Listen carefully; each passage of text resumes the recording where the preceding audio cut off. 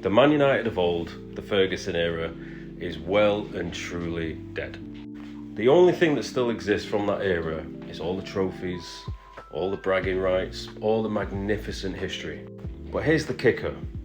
The only reason why we have all that magnificent history is because during those first 4 or 5 years, Ferguson was backed. The amount of noise that was coming out of the newspapers week in, week out, fans wanted him out of the club, he was going to relegate us, all this sort of stuff.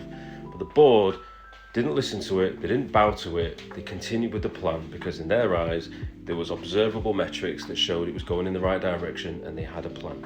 And think about that, that's pretty scary when you think about it. This juggernaut of a club we love, all that history we love and we hang our hat on, wouldn't even exist if the board had bowed to that pressure like they do in the modern day. Look at Arsenal and Arteta. Do you know how many people were calling up TalkSport or writing shit online about Arteta every week? They wanted him out of the club. Look what happened. They had observable metrics that showed they knew what they were doing, it was going in the right direction, they just wanted to see it through. And where are those fans now? Probably online or in the stands cheering him on, thinking this year they're probably going to do it. And why are they going to do it? Because they backed him. Now, I'm not for a second suggesting that Amorim would have been another Arteta or another Ferguson, but what I am saying, if there are observable metrics to show it's going in the right direction, like there were with us, then you have to ignore that outside noise.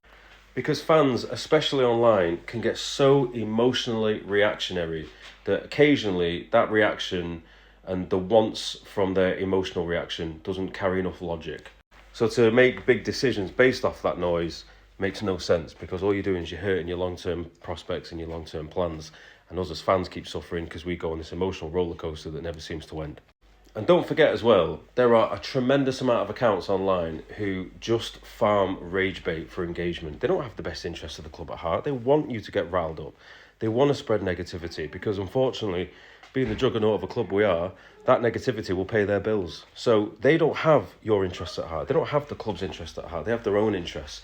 They will gladly see Old Trafford burned to the ground as long as they're getting enough likes and comments. So unfortunately, if people feed into that bullshit, it spreads into the team, the negativity, spreads into the team, can spread up to the board. We as fans then suffer, and the cycle continues.